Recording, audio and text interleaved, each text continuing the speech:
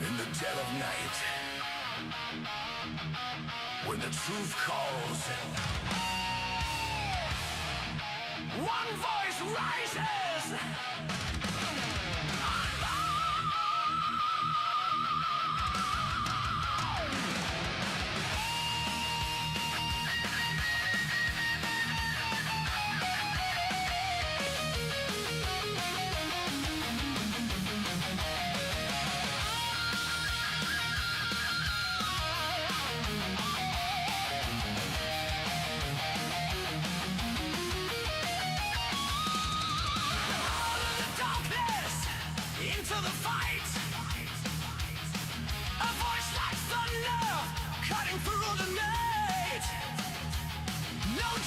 Can hold him, no fear in his eyes.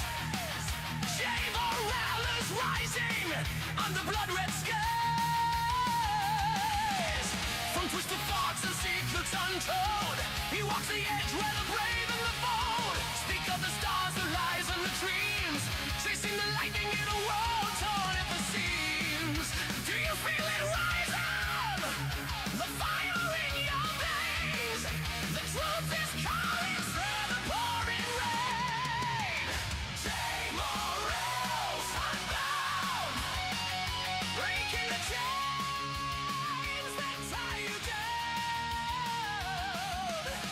Jey Morales, unbound, from the smoke and fire, hear the battle sound.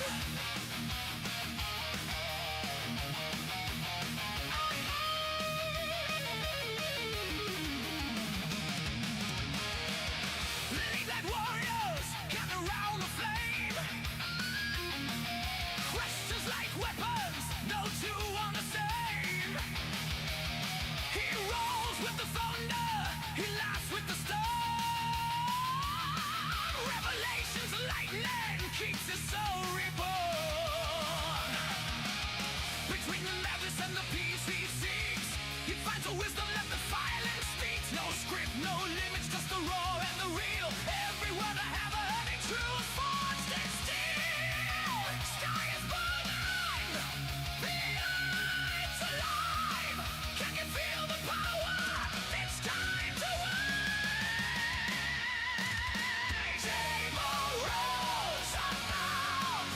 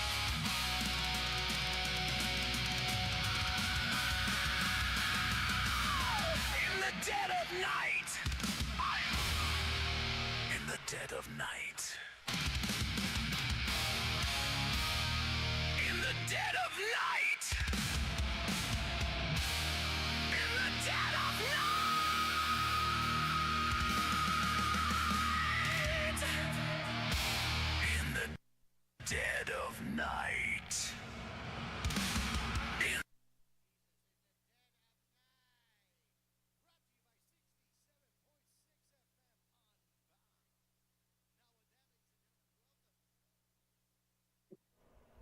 Man, I'm hitting you hard and no audio was coming out. That was brought to you by 67.6 FM, Unbound. Now with that, welcome back to Unbound Season 2, Episode 23, the show where we go beyond the headlines, connect the global threats, and break down the stories shaping the world in real time. I'm Jey Morales, and with me, as always, ladies and gentlemen, is my co-host, Revelation, and we have a big surprise, everybody. Revelation is finally with us on camera live tonight. Hell yeah, how we doing, Revelation? How's your night? Finally, we have you all fucking camered up, ready to go. Hell yeah. Good, happy Friday. Wishing I didn't have to hear, in the dead of night like 4 times. Yeah, in the dead of night. The show is in the dead of freaking night. Man, Revelation, I think we just got to fix it up and polish it a little bit. And in the end, in the dead of night, we'll be only dead of night once with a big hurrah at the end. Yeah. Definitely. Hell yeah. I hope you guys enjoyed our new debut song tonight. It's called In the Dead of Night. Here on 67.6 FM Unbound. Hell yeah, that's our new slogan for the show. Let us know what you think. Hell yeah, right, Revelation? Is that the goal here? Yeah. Hell yeah, we're going to be taking over the airwaves for sure with that. But yes, tonight we finally have Revelation Unbound on the show with us. Thank God. Through camera. Many more goodies coming his way very soon. If you would like to donate, very soon enough, we will be creating a QR code where you can be able to come in and be able to scan it and donate whatever you want. $1, $2, $5, $10, $15, $50, 60, whatever you want. You can submit it in. It will be really appreciated because we can be able to work with that, bring you guys better stuff to the show for sure. But beyond that, ladies and gentlemen, happy Friday. Tonight is another one of those episodes where the headlines are packed with global tensions, major investigations, shocking criminal cases, scientific concerns, and developments that are raising serious questions about where the things go next. We will begin tonight with the Iran Daily Chronicle from May 5th through the 8th today, as the fragile ceasefire between the United States, Israel, Iran faces renewed pressure through naval confrontations, proxy attacks, and growing instability in one of the world's most critical shipping corridors. From there, we examine the growing international concerns surrounding the 2026 Hantavirus cruise ship outbreak as health officials work to contain a rare and dangerous virus cluster that has triggered global monitoring efforts. Next, we cover a series of major domestic developments, including the guilty plea from the Minneapolis man charged in the syringe attack against Representative Ilhan Omar and the escalating dispute between FBI Director Kash Patel and Arizona authorities over the still unsolved Nancy Guthrie's investigation.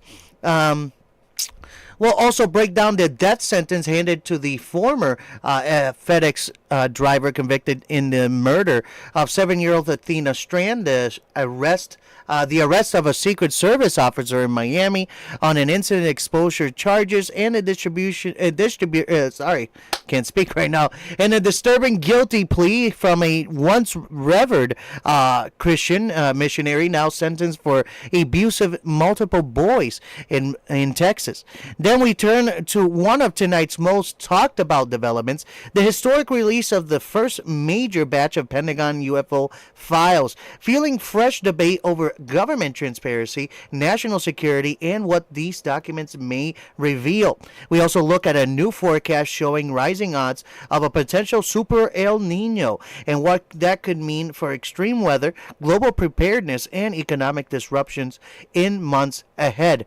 And finally, for the wrestling world, we will be previewing the WWE Backlash 2026 as Roman Reigns headlines a stacked post-WrestleMania event with major championship implications on the line. From international conflict and public health concerns to criminal justice,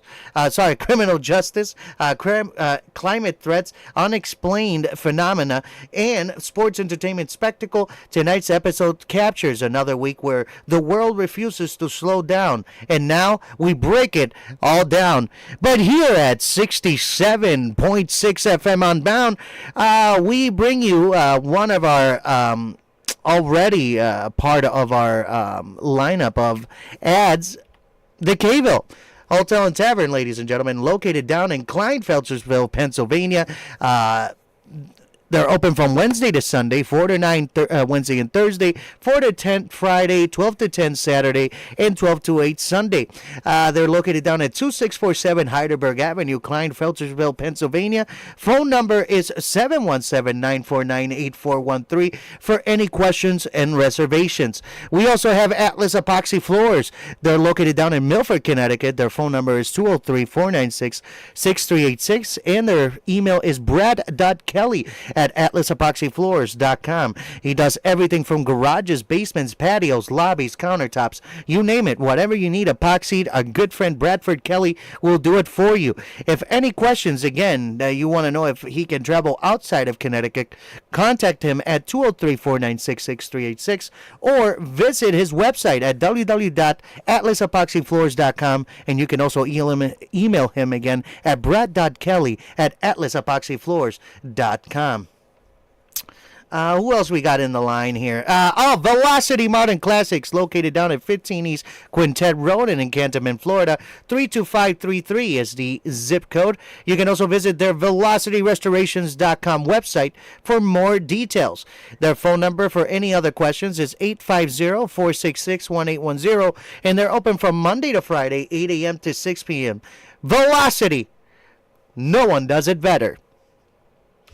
Also, major news tonight, ladies and gentlemen. Major news. Jey Morales will be on the show, as he always is, because I am the co-host of this show. On the Producer Mike Presents channel, there's a podcast called The Movement, where we, hang out. We do some crazy shit. We also talk to AI one-on-one. And right now, Revelation, if I were you, I would tune in to this upcoming stream that we have Sunday. Yes, Sunday, as you heard there, ladies and gentlemen. The show now is moving to Sunday. No more Tuesday. Now we're looking at Sundays at around 9 p.m. Eastern Time. Come and join the fun because a lot of things are changing on the movement. Again, Producer Mike Presents and the Jessup Show Legacy. Go ahead and go there now and hit the subscribe button and hit the bell for all notifications. Now, we're going to dive right into this tonight, Revelation. Oh, finally? No more, just sitting around? Well, I mean, you could join us on this. Did you want to have the next one? We've been sitting here just, Yeah. So it's, Yeah. I mean, here we go, ladies and gentlemen. We're going to move into the Iran Daily Chronicle war as the fragile ceasefire between the United States, Israel, and Iran established in early April following the intense fighting that erupted on February 28th enters another precarious week. The region remains gripped by a pattern of limited but dangerous escalations, particularly centered on the Strait of Hormuz. While the full-scale aerial bombardments have largely subsided, naval confrontations, proxy attacks, and economic pressures through blockades continue to test the truce.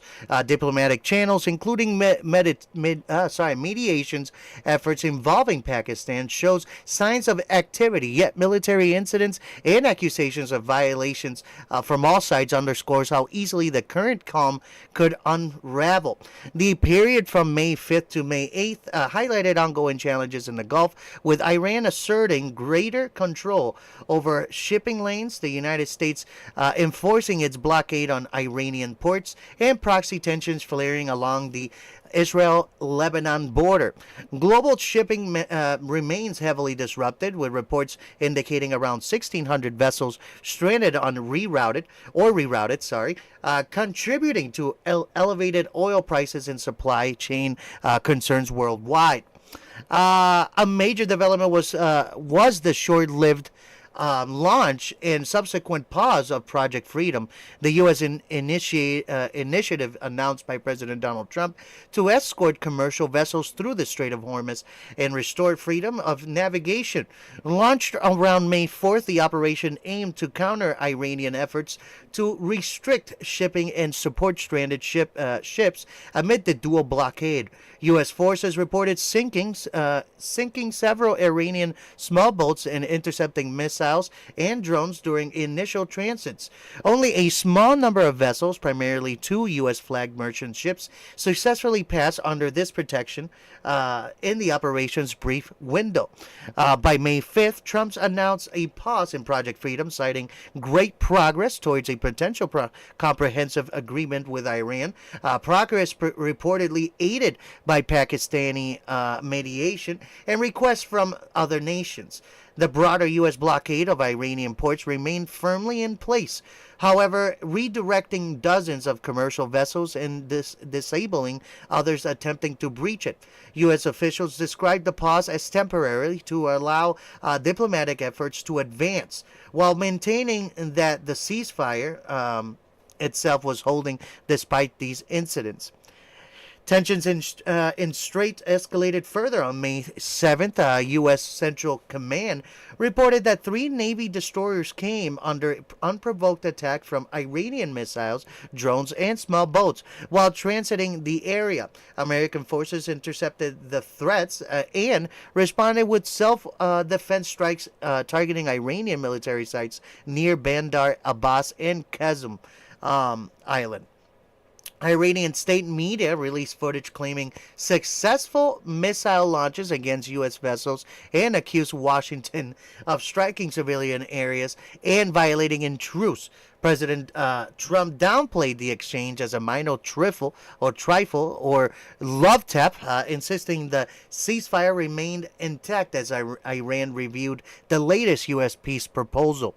On May 8th, U.S. forces fired on and disabled 2 Iranian-flagged oil tankers, the MT Star 3 and MT Selvda, as they attempted to reach Iranian ports in defiance of the ongoing blockade. Precision munitions targeted the vessel's smokestack, according to CENTCOM statements. Iran's foreign minister condemned these actions as a reckless military adventure. They undermined diplomacy, while U.S. Secretary of State Marco Rubio signaled expectations for a formal Iranian response to the latest proposal.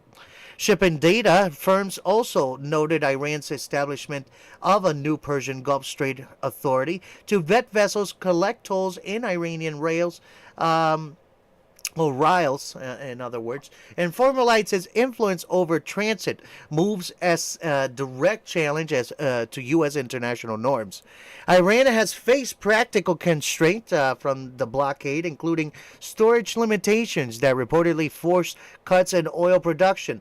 Meanwhile, the pause in Project Freedom left many shipping companies wary, with analysts suggesting the operation's abrupt halt after just 48 hours highlighted the risk of military escorts without a broader political resolution. Attack on the UAE and proxy fronts. One second, ladies and gentlemen. Sorry about that. Iranian pressure extended beyond the strait. Whoa. Did I mess up on something here? Here we go. Sorry, ladies and gentlemen. Iranian pressure extended beyond the strait. I thought I just said that, though. It's Docket Team's fault. It's Docket Team, so yeah, we blame it on the Docket Team. They had to leave early, too, so there's no way I can ask the question. Iranian pressure extended beyond the strait on May... See, but I thought we already talked about May 4th and the 5th. Yeah, we did. Yeah, we did. Probably just cycling back around like it Yeah, usually like it does. usually does. Well, ladies and gentlemen, the Lebanon-Israel front Hezbollah intensified operations, launching more than 20 strikes in a single 24-hour period, one of the highest rates since the April ceasefire, using rockets, mortars, drones, and anti-tank missiles. Israel responded with strikes, including one of Beirut's southern suburbs that targeted a senior Hezbollah Radwan force commander, marking a notable escalation in that theater. Both sides continue to accuse the other of repeated ceasefire violations, with the situation remaining volatile and prone to sudden spikes. Now, throughout this period, the conflict has settled into a tense ceasefire in name only phase. Direct U.S.-Iran clashes remain limited and framed as self-defense by Washington, while economic warfare through the blockade and Iranian countermeasures in the Strait continue to unabated. Right? Continue unabated. Am I saying that right? Revelation unabated. Unabated. Unabated. Global energy markets feel the strain, with ripple effects on shipping costs, oil prices, and even domestic economies far from the Gulf. Diplomatic hopes persist, centered on Iran's review of U.S. proposals that likely involve sanctions relief, nuclear constraints, and regional de escalation. But trust remains low on all sides. As of May 8th, the situation appears contained but highly combustible.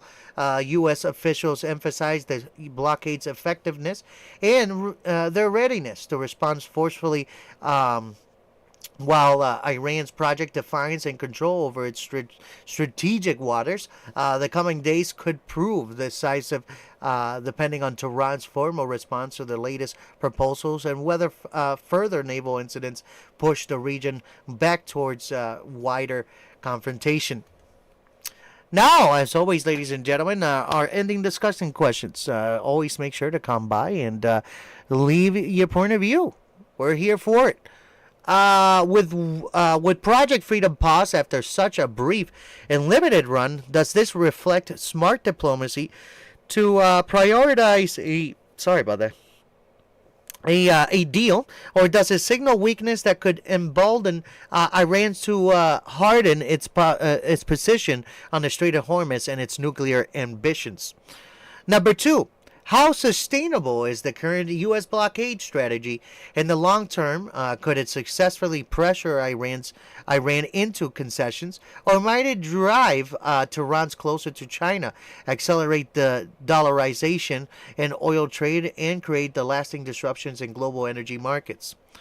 Number three, given the repeated incidents involving the UAE and Hezbollah activities, are we seeing a deliberate Iranian strategy of death by 1,000 cuts through proxies and limited strikes to erode the ceasefire without triggering full war? And what options does this leave for the U.S. and its allies? Let us know in the comment section, as always. Rev, on camera now. Give us your point of view. So, to my knowledge, exactly what ended up hitting the escorts when they were going through was, so I think like 10, a little bit more, like fishing vessels with fishermen on them, and large radar plane picked it up that we have. Warned the aircraft carriers in the area. They're like, hey, armed, vessels coming towards the escort and the escort ship, or the ship being escorted, and the escort should probably do something about that. And they're like, okay, well, we'll send an Apache out there. And so that's what they did. Took out like 3 or 4 of them. And, well, that's when that's like, okay, well, they're starting to shoot back. They have like huge guns. They have Dushkas, fires like a 14.5 millimeter round, and they have rockets as well on top of the thing. So one Apache wasn't particularly going to do it. Put itself in kind of harm's way. So they threw in a warthog as well to kind of take the rest of them out. So at this point in time, they contacted Iran. Was like, hey, why did you send stuff to come attack the ships that we were escorting? They're like, oh, those were fishing vessels. Why did you destroy the fishing vessels with innocent fishermen on them? Literal quoted words, not making this up. And they're like, no, they literally shot at us. What are you talking about? They weren't fishermen, and even if they were, why did they still shoot at us? And that's kind of what broke the peace. And like as for the whole Hezbollah Israel thing, that's like, why does a dog bark at another dog? Brother, it's just going to continue until it happens, until one side goes and the other one doesn't. Like, Hezbollah is funded in Iran, so if until the current Iranian regime goes, Hezbollah is going to continue to be a thing and attack Israel. So, just like that. Hell yeah, man. Hell yeah. Again, if now that we have Revelation on camera, ladies and gentlemen, if any questions that you want answered from these topics or any other, make sure that you leave it right here in the chat, in the comments section, even after the show, if any questions, and we'll go back and we can talk about it on the next show. Thank you, Revelation, for giving us the input on the questions. Now, there's going to be a goodie. We're going to move now into the Hantavirus, understanding the virus, its dangers, and the 2026 cruise ship outbreak. Now, Hantavirus, a family of rodent-borne virus known for causing severe and potentially deadly illness in humans. While these viruses have circulated for decades, they rarely generate widespread attention until dramatic events like the ongoing 2026 outbreak aboard the Dutch flag expedition cruise ship MV Hindius bring them into focus. Health officials around the world are racing to track the virus after a cluster of cases emerged involving the Andes strain, one of the few hantavirus capable of limited person-to-person transmission. This situation has prompted urgent international coordination as authorities work to contain the spread and monitor passengers across multiple countries. What to know about the hantavirus begins with the two primary clinical syndromes. This causes whoa, come on. Let's just start over again. What to know so far about the hantavirus begins with the two primary clinical syndromes it causes. In the Americas, the main threat is hantavirus pulmonary syndrome, the HPS, which leads to severe lung involvement with fluid buildup, low blood pressure, shock and potential respiratory failure. In Europe and Asia, hemorrhagic, I think that's what it's saying, right? Hemorrhagic fever with renal syndrome, HFRS, is more common, primarily affecting the kidneys and causing bleeding issues and acute kidney injury. Early symptoms for both often mimic common illnesses: high fever, chills, severe muscle aches, headaches, fatigue, dizziness, nausea, vomiting, diarrhea, and abdominal pain. In serious HPS cases, the disease can progress rapidly within days to coughing, shortness of breath, chest tightness, and life-threatening cardiopulmonary collapse. Fatality rates for severe HPS can reach 30 to 40%, though early intensive care greatly improves survival chances. Transmission and how humans get infected occurs primarily through contact with infected rodents or their waste. Humans typically inhale aerosolized particles from the rodent urine, droppings, or saliva when cleaning enclosed spaces, disturbing nests, or stirring up dust infested areas like cabins, sheds, or campsites. Rodent bites or touching contaminated surfaces and the touching the face are less common routes. Most strains do not spread directly between people. However, the Andes virus confirmed in this cruise ship outbreak and endemic to parts of Chile and Argentina stands out as the only antivirus with documented limited human-to-human transmission, usually requiring close prolonged contact such as in household or caregiving situations. The incubation period ranges from to 8 weeks, complicating efforts to trace exposures.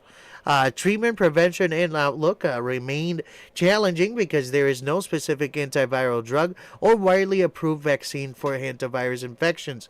Care is fully supported, focusing on oxygen therapy, fluid and blood pressure management, and in critical cases, mechanical ventilation or ECMO, extracorporeal membrane oxygenation, to support heart and lung functioning while the body fights the infection.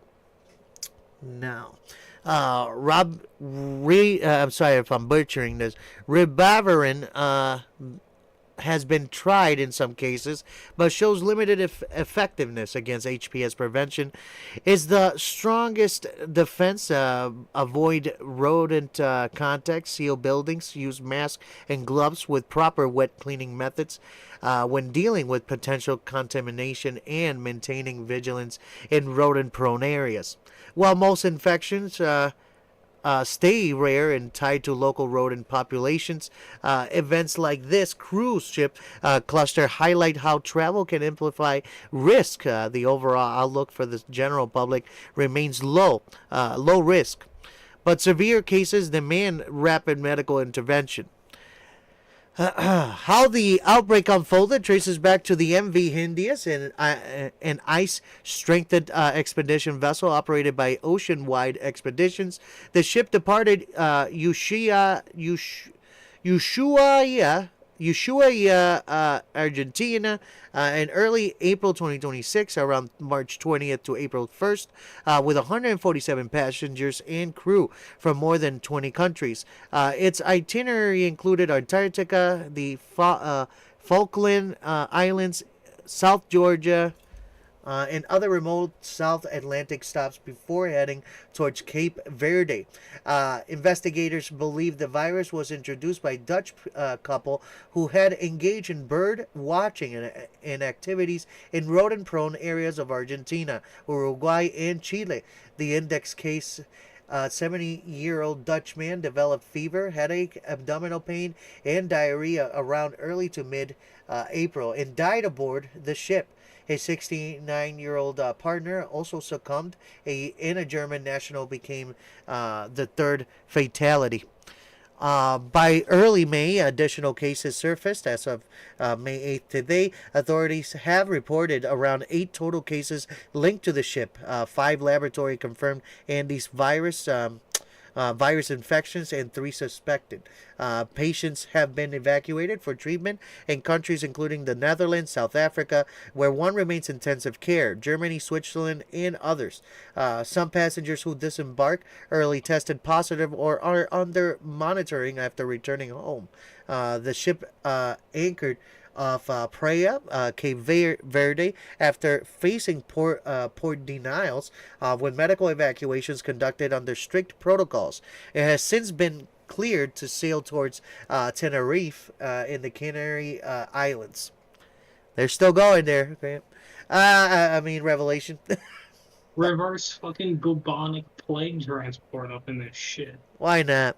Health officials race to track the virus as the World Organization ECDC ECDC, not ACDC, ECDC and CDC and national agencies in over a dozen countries coordinate contact tracing, testing, and monitoring. Roughly to 29 to 40 passengers disembark early in the voyage, including in places like St. Helena, adding complexity to the response. The U.S. is actively monitoring returning travelers in multiple states, while European nations and others pursue similar efforts. The WHO has assessed, when I mean the WHO, I mean the HWO, has assessed the global risks to the general public, the general population as low, noting this is a contained cluster unlikely to become a broad pandemic due to the virus' primary rodents reservoir. And limited transmissibility. I think they're saying it, transmissibility. Yeah, they said that about coronavirus. Yeah, that's what they said about that too. It's coming. We're almost done here. Monitoring for context can extend up to 45 days. The officials are applying lessons from prior Andes virus outbreak in South America. Genetic sequencing has confirmed the strain.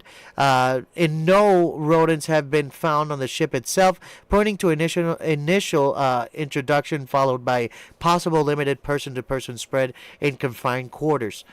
This outbreak marks a rare significant hantavirus cluster on a cruise ship and serves as a reminder of how global travel can connect remote zoonotic risk across continents. While not expected to escalate like COVID-19, so they say, it underscores the importance of surveillance, rodent control, rapid diagnostics, and international cooperation for these high sequence but infrequent events. Now, my ending discussion questions, ladies and gentlemen, is how significant is the rare human-to-human transmission of the Andes virus in a confined cruise ship environment, and what changes should the travel industry implement for screening, ventilation, and outbreak response? Number 2, with no specific antiviral treatment available in high fatality rates in severe cases, how prepared are global health systems to manage imported clusters of hantavirus or similar zoonotic diseases? And finally, since hantavirus outbreaks are closely linked to rodent populations influenced by climate and habitat changes, what broader environmental and public health strategies should governments in travel sector adopt to reduce future risks? As always, ladies and gentlemen, let us know in the comment sections. Engage with us here in the chat. And Revelation, what do you got for me? Like, Bubonic plague? some of the most rodent-infested places are near water, like subways, in Success. drains where, like, there's just food and sewage built up. Hell, sewers. And then you have ports. Oh, guess what's near a port? Boats. It's like, oh, hey, Jim, should we bring this rat shit and rat piss on board this metal tube on water? Why, yes, Sally. We should totally spread it around the room, too. What's the worst that could go wrong? Dies 24 hours later. 32 hours later, random other dude dies too. 48 hours later, almost everyone on board the ship gets infected. Making of a movie. Coming. Well, I mean, when I think about it, Rev, when I'm thinking about it, I feel like I'm still waiting for a COVID-19 movie. Goddamn dumb coughs, I swear. What else you got for us? That's it. See, ladies and gentlemen, they're just trying to push the bubonic plague. I agree with Rev. By the way, there is already word. It's trending right now that there is about 7 people heading back from that ship to America, 7 different states. They're all from 7 different states. So there's that. If you find out tonight, ladies and gentlemen, go look it up. Look it up this weekend where those 7 people are heading, and stay indoors or put on a mask. Make sure to start wearing gloves again, a mask again. Just wear your whole PPE protection. Hell yeah. Yeah, just go out in a hazmat suit. Yeah, I might as well. It's just gonna. That's. And if you can't afford one of those, just wear a trash bag. Yep. Trash bag and duct tape it. You'll be all right. And then get those like yellow gloves that you wash things with. Yeah. In your house. Yeah, hell yeah. Ladies and gentlemen, we're going to move on now to the Minneapolis man pleads guilty in the syringe attack against Representative Ilhan Omar. Remember that? It happened a couple months ago, actually 4 months ago now. Holy crap. In a federal courtroom in Minnesota on May 7th, 2026, 55-year-old Anthony James Kazmierzak pleaded guilty to 1 count of assaulting a United States officer after he rushed the stage and sprayed Representative Ilhan Omar with apple cider vinegar from a syringe during a heated town hall meeting in Minneapolis. The incident, which occurred on January 27, 2026, briefly disrupted the event, but highlighted the intense political divisions in the district and the ongoing risk faced by elected officials. Kazmierzak admitted in court that he had planned the assault because he disagreed with Omar's political views. The town hall took place in North Minneapolis, where Omar was addressing constituents on issues including immigration policy. She had just called for the abolition of ICE and criticized or called for the removal of then Homeland Security Secretary Kristi Noem when Kazmierzak, seated in front row, suddenly stood up, charged towards the podium, and sprayed the liquid onto Omar's clothing and skin.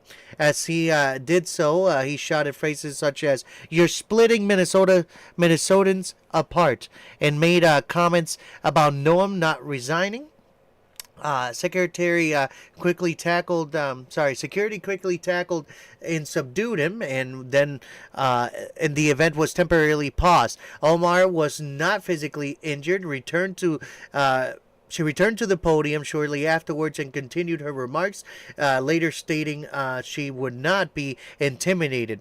Lab analysts later confirmed the substance in the syringe was apple cider vinegar containing acetic acid. While not a dangerous chemical weapon, the act was treated as a serious federal assault on a member of Congress. Kazmierzak was arrested that evening and initially faced state charges before federal prosecutors took the lead with the charge of assaulting a United States officer. Court documents and statements from the U.S. Attorney's Office reveal that Kazmierzak had expressed strong oppositions to Omar's politics for some time. He had a history of posting online content supportive for current President Donald Trump and conservative causes. Years earlier, he had reportedly told an associate that somebody should kill Omar, though that statement was not directly tied to the January incident in the charging documents. In the days leading up to the town hall, he sent a cryptic text to a neighbor suggesting he might get arrested at an event involving the Congresswoman.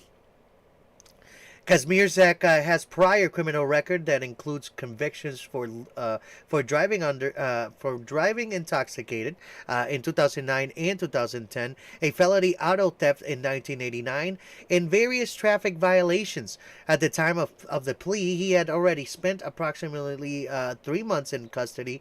Under the agreement with federal prosecutors, he faces a potential sentence of up to 8 years in prison, though his defense attorney indicated that expected range under the plea deal is likely between 4 and 14 months.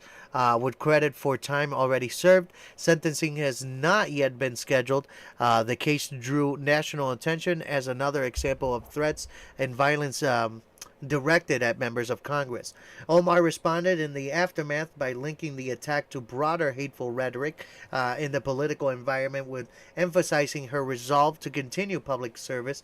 The incident occurred amid heightened tensions over immigration enforcement and other polarizing issues in Minnesota's 5th district. This guilty plea brings a measure of resolution to the case, but it also raises broader questions about political discourse, personality safety for elected officials, and how heated disagreements can escalate into physical confrontations even when the weapon used turns out to be relatively harmless vinegar. Now, my ending discussing questions, as always, ladies and gentlemen, you can engage on these anytime. Does this incident involving a planned but non-lethal attack with vinegar represents a serious escalation in political violence, or is it being overblown compared to past threats against lawmakers on both sides of the aisle? Number two, how should law enforcement, Congress, and political figures balance open public town halls with increasing concerns about safety, especially when attackers appear motivated primarily by political disagreement? Number three, what role does online rhetoric, past statements, and polarized media play in pushing individuals from strong disagreement to planning physical confrontations like this one? And what, if anything, can be done to de-escalate without restricting free speech? Now, Revelation, was that free speech? I mean, he you're allowed to go into a town hall and, say what you want. I mean, one, they're civil servants. They got elected by the people. Therefore, they have to serve you. They have to hear you out. You're allowed, I think, like 60 seconds, like, yeah, I understand. Dude hurt the fucking, officer. So, but here's what's going to be really great. Now, obviously, federal offense. So he's going to a federal prison. But this is what's going to be wonderful. So imagine, it's not a serious thing. So you're just in like the general area, not, whatnot. So they're all getting together. They're talking. They notice new guys there. They're all probably talking about what they did, asking around. It's like, hey, what'd you do? It's like, oh, I'm in for human trafficking. You, tax fraud. You, gun smuggling to a bunch of, gangs. Hey, new guy, what are you in for? Oh, I'm the dude that sprayed apple cider vinegar on a U.S. senator. Bro, they're gonna fucking laugh. Like, they're in there for serious shit, and he just sprayed apple cider vinegar on a senator. Not even a top senator either. Just, like, she really doesn't have much influence. It'd be like that. She doesn't have much influence. No, that's as far as I know. That's why. And not a lot of people like her either, by the way. That's what I'm saying. She doesn't have a lot of influence because people don't like her. Yes. She used to have influence when she wasn't, trying to, when she wasn't doing the whole, like, oh, hey, this, that, and the other, when she was just quiet. Like most senators usually do. Yeah. As soon as she started with the whole acting weird and crap, she's in this whole, like, I forget what the group's called, but slowly over time her group even started to turn against her. Which, when your group of friends start to turn against you, we know we've had those kind of people. Yeah. Like, all throughout our lives, I'm sure everyone's had those kind of people. So, apple cider vinegar, really? You're in a... And you're gonna give them fucking, what, 8 years instead? Like, come on. We all knew because great like federal lawyers. That was gonna be... It wasn't gonna be anything less than what... Like, I'm shocked that he didn't get 10. I'm shocked. I'm shocked too. And you know what else I'm shocked with? This trend that is going around lately. I thought they were just gonna give him the death penalty. I mean, well, it was only apple cider vinegar now. Let's say he can sprayed like some sort of homemade like pepper spray or some crap like that and made her go like blind in one eye. That would have been... Yeah, that would have been a death penalty then. Yeah. Well, ladies and gentlemen, we're going to move on now to Kash Patel says FBI was initially kept out of Nancy Guthrie's investigation. A public clash that has erupted between FBI Director Kash Patel and Pima County Sheriff Chris Nanos over the handling of the high-profile investigation into the disappearance of Nancy Guthrie's, the 84-year-old mother of NBC's Today show co-anchor Savannah Guthrie. Despite centers on how quickly federal authorities were brought into the case after Guthrie vanished from her Tucson area home in early February 2026. More than 3 months later, the case remains unsolved, with authorities treating it as an abduction. Nancy Guthrie was seen on January 31st, 2026, after spending time with family. She was reported missing on February 1st when she failed to show up for a planned church service viewing. Investigators believe she was taken from her home in the Catalina foothills area of Tucson against her will. Security footage reportedly captured a masked individual approaching her residence around the time she disappeared. A masked individual approached her residence around... the case, my bad. My eyes landed up instead of down. The case quickly drew national attention due to Savannah Guthrie's prominence in the mysterious circumstances surrounding her mother's abduction. In a recent interview on Sean Hannity's podcast released around May 5th or 6th, 2026, FBI Director Kash Patel sharply criticized local authorities. Patel claimed the FBI was kept out of the investigation for the first 4 critical days. He emphasized that the initial 48 hours in any missing persons case are the most important and accused that Pima County Sheriff's Department of sidelighting federal sources.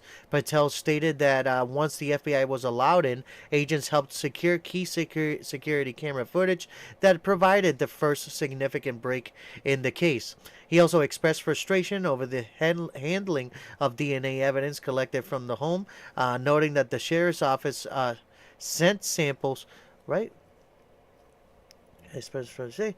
sent samples to a private lab in Florida instead of immediately utilizing the FBI premier lab in Quantico, Virginia, where rapid analysis could have been performed.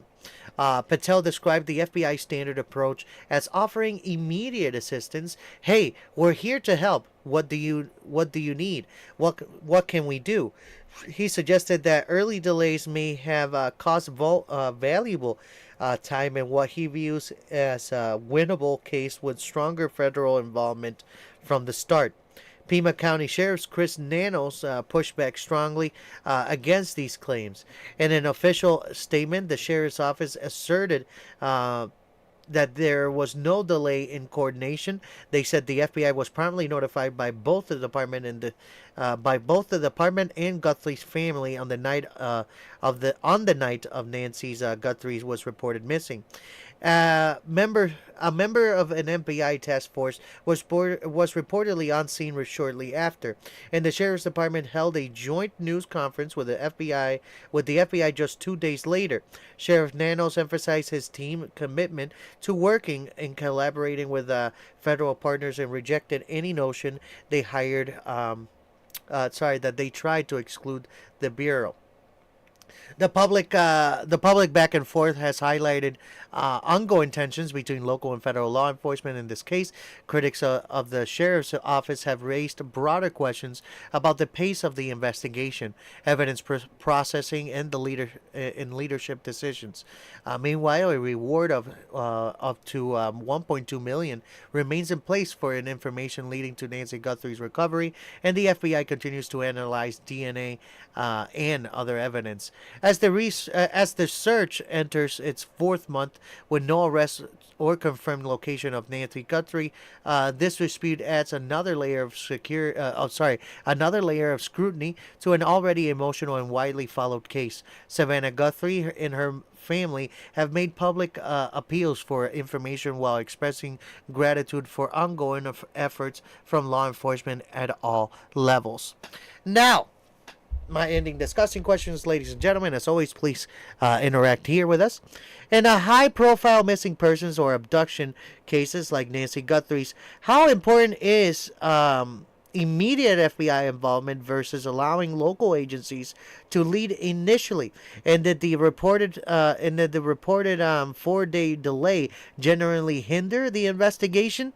And number two, who bears primary responsibility for coordination between local sheriffs and federal agencies in cases that cross into potential federal jurisdiction, and what changes could improve future responses?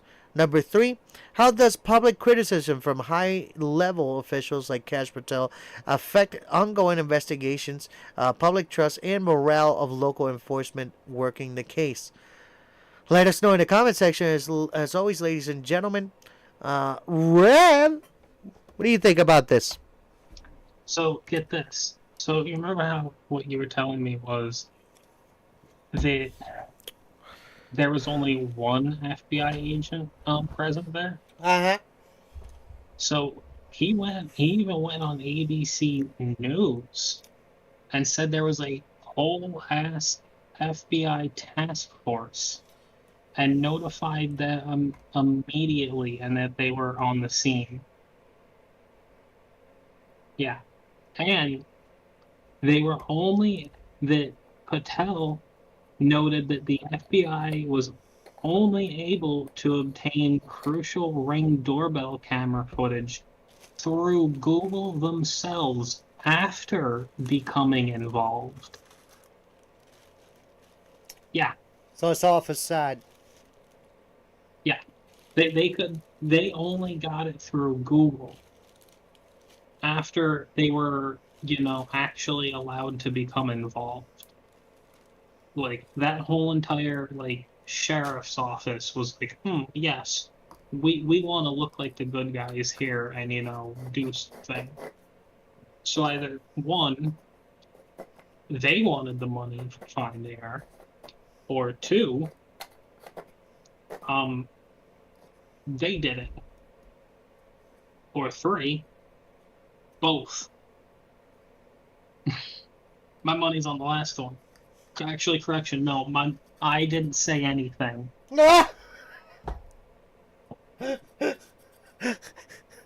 Nothing has been said. And that's brought to you by 67.6 FM Unbound. Hell yeah. All right, ladies and gentlemen, we're going to move on now to the FedEx driver that's sentenced to death for the murder of 7-year-old Athena Strand in Texas.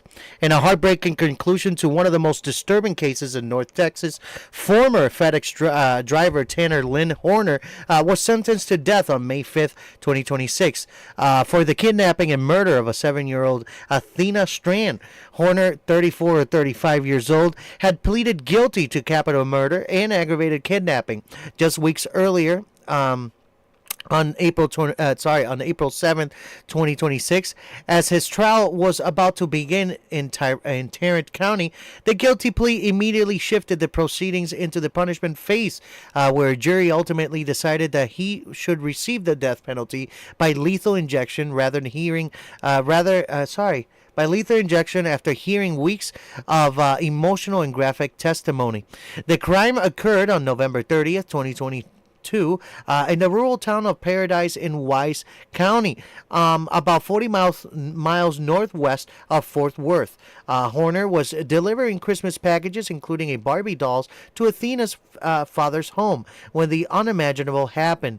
According to evidence presented in court, Horner took the young girl from outside the residence and placed her in his delivery van. A chilling audio recording captured inside the van documented Athena's final moments, including her cries for her mother.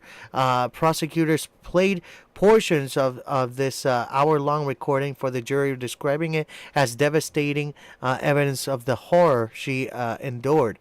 Athena's body was found 2 days later after an intensive search. Horner eventually led authorities to her remains. He initially claimed he accidentally struck her with his van, and then strangled her in a panic. Prosecutors rejected this narrative, arguing the evidence showed a deliberately kidnapping followed by murder. Horner's defense team attempted to present mitigating factors, including a diagnosis of autism spectrum disorder, but the jury determined he posed a continuing threat to society and anonymously voted for death after roughly 2.5 hours of deliberations. During the sentencing hearing, Athena's family delivered powerful victim impact statements. Her uncle told Horner directly, "You destroyed a family. You will face the wrath of God." Family members expressed a profound emptiness left in their lives, while Athena's mother broke down emotionally as the verdict was read. Horner reportedly showed little to no emotion as the judge formally imposed the death sentence, ordering him to death row in Huntsville, Texas. His execution date has not yet been set, and the case will not.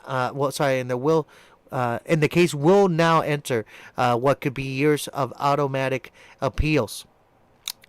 The case shocked the nation when it unfolded in late 2022, highlighting vulnerabilities even in routine daily interaction like package deliveries, especially during the holiday season.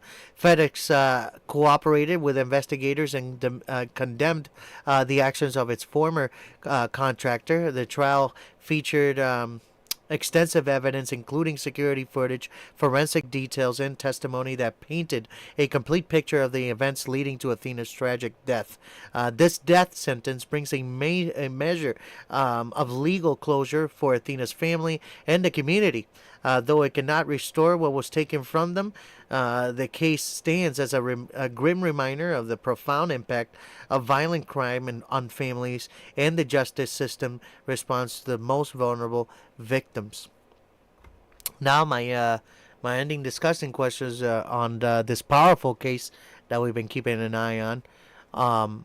Number one, in a case with overwhelming evidence like this one, including a guilty plea and a graphic audio, is the death penalty the appropriate punishment, or should life without parole have been sufficient?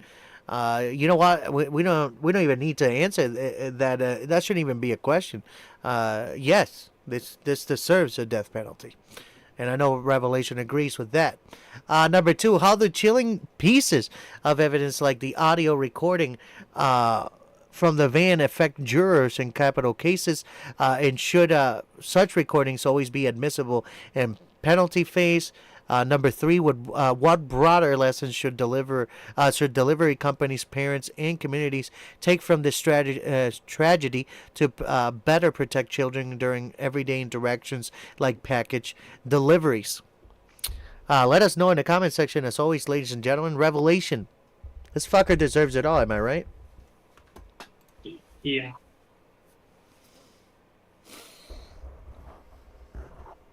I mean, I really don't got anything else other than yeah. Fuck it. All we want to say is our condolences to Athena's family. I know this doesn't bring your child back, but God will be the one handling this when the time is right. So keep your head up.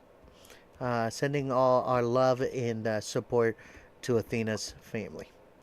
Now, we're going to move on to a Secret Service officer arrested on charge of incident exposure. Oh, sorry, indecent exposure. My bad, not incident. Indecent exposure. A U.S. Secret Service officer is facing embarrassment and potential career consequences after being arrested for allegedly masturbating in a hotel hallway in Miami, Florida. The incident, which occurred while That would make sense then, yeah. which occurred while the officer was off duty, has drawn widespread attention due to his position in one of the nation's most elite protective agencies. The officer, identified as 33-year-old John Andrew Spillman, a member of the Secret Service Uniform Division based in Washington, D.C., was arrested around midnight on Monday, May 4th to the 5th, 2026. At the DoubleTree by Hilton in Miami Airport and Convention Center. According to the Miami-Dade Sheriff's Office, arrest affidavit, Spillman followed a woman and her companions to their room on the 6th floor. The woman told police she feared for her life after noticing him following them. Once inside their room, the guests allegedly saw Spillman with his pants down, masturbating in the hallway right next to their door. Hotel security responded to the complaint and reportedly witnessed Spillman naked and continuing the act in the hallway.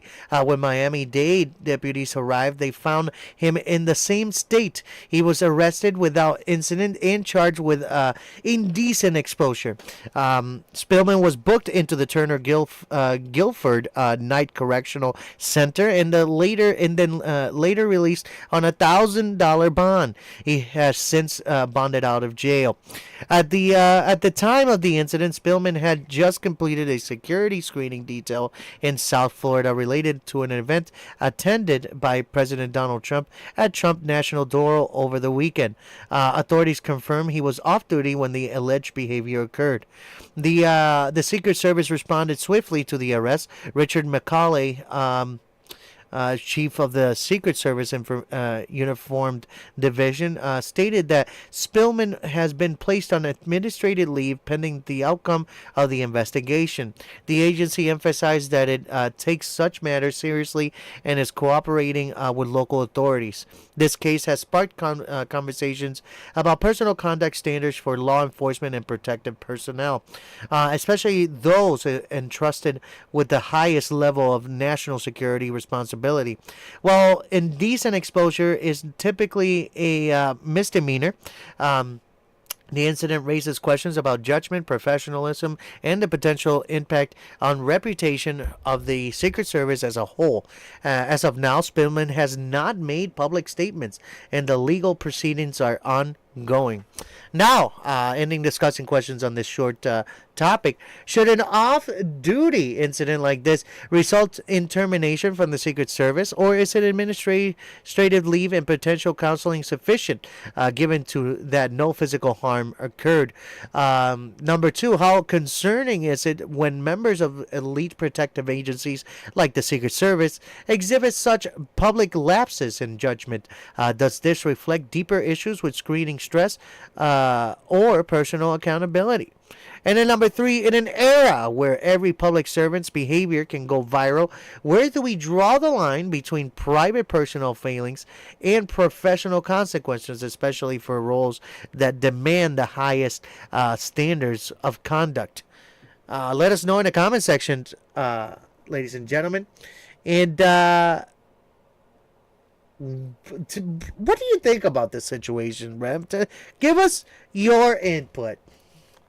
And you straight up know he wasn't the one that bonded himself out.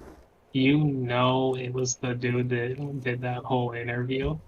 So all you can imagine is probably like a blacked out like Tahoe pulling up to the police department, them getting out and walking in and it's 4 uniformed Secret Service officers, and you're just probably like some fresh out of like, you know, the academy going through your, you know, training, like probation or whatever.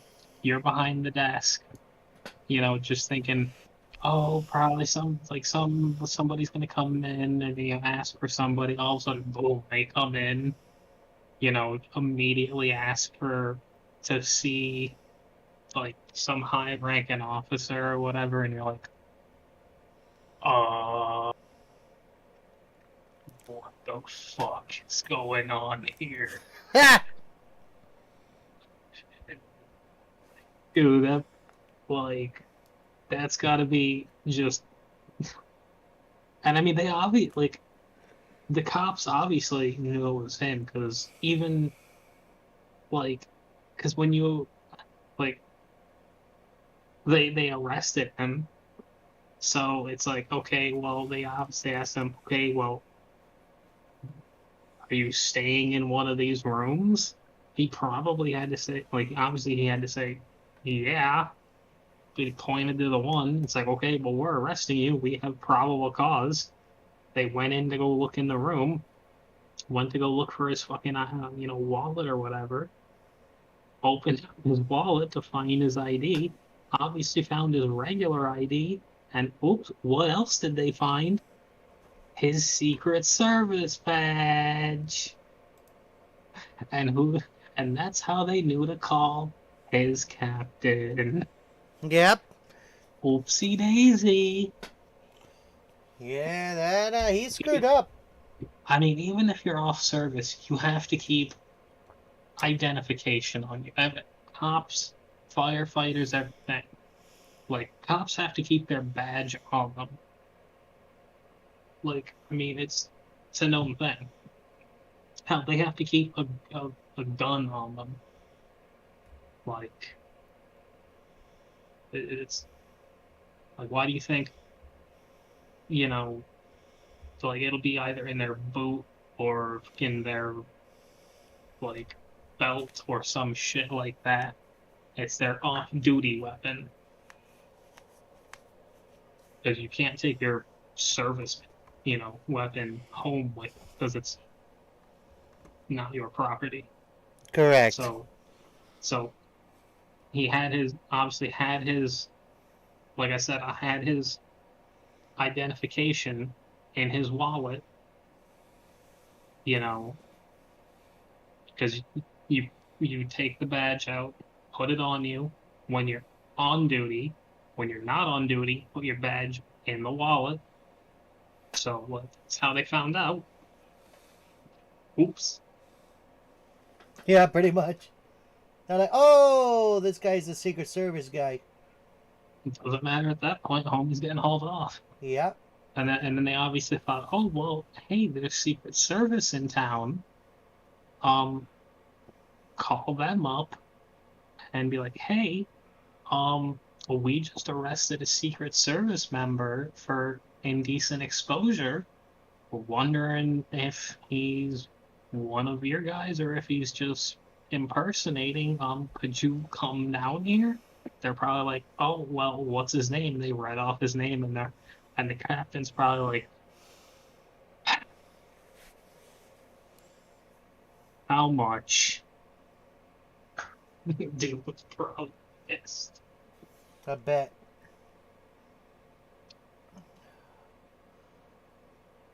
Oh, God.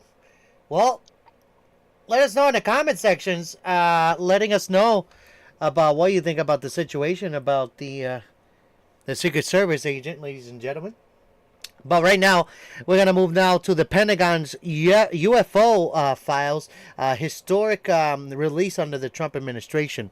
As of today, May 8th, 2026, the Pentagon, now officially referred to in some contexts as the Department of War, released the first major batch of previously classified documents on the Hold on. Before you continue any further.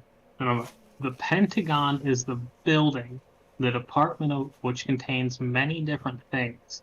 The Department of War is just, you know, handles that is where all the branches of the military that handle all of that. Yes. Not continue. All right. La, la, la, la. Oh my God. Released the first major batch previously classified documented on unidentified sorry about this. Anonymous. Anomalous phenomena, better known as UFOs and UAPs. This landmark disclosure was carried out under a direct order from President Donald Trump, who had directed federal agencies earlier in the year to identify, review, and declassify government records related to UAPs, unidentified flying objects, and any potential extraterrestrial or alien phenomena. The administration has described the efforts as an unprecedented transparency initiative, contrasting it with what they call the lack of openness from previous administrations. The initial release, known as Release 1 or Release 01, contains approximately 161 files drawn from multiple agencies, including the FBI, NASA, Department of Defense, State Department, and others. These materials include videos, photographs, audio recordings, eyewitnesses testimonies, missionary debriefs, mission debriefs, and original source documents spanning from the late 1940s all the way to recent military encounters. The collection features never before seen imagery and footage, such as material from NASA's Apollo missions, including Apollo 11, 12, and 17, with astronauts like Buzz Aldrin and Frank Borman reporting unusual sightings and lights during their flights. Military videos make up a significant portion of the release, with over 24 clips showing here we go again, anomalous objects captured by infrared sensors and other equipment in locations such as Iraq, Syria, the Gulf of Oman, Greece, and UAE, and elsewhere. Many of the images show orbs, bright lights, triangular formations, or strangely shaped objects against the sky or near military operations.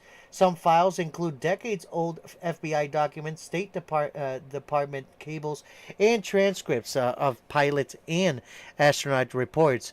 The Pentagon has emphasized that these files are being released largely in raw form, with very little officials and analysts or conclusions attached, encouraging the public to examine the evidence and draw their own conclusion. This release is part of a larger ongoing project called the Presidential Unsealing and Reporting System for UAP Encounters, in parentheses, PURSUE, the PURSUE. Additional tranches of documents are scheduled to be posted on a rolling basis every few weeks as more records are reviewed and declassified. The full collection is hosted on a dedicated government website, giving American public instant access to materials that previously required security clearances.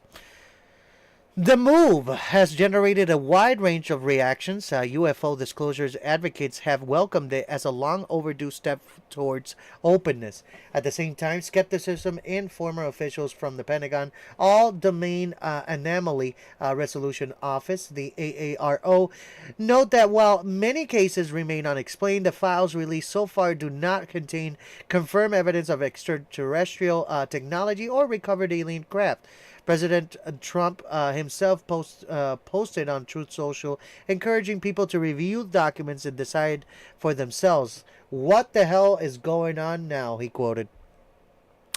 Critics have questions whether these, or rather the releases, is time for political impact, or most sensitive information is still being withheld. Nevertheless, the availability of these raw files marks a significant shift in how the U.S. government is handling one of the most enduring mysteries of the modern era.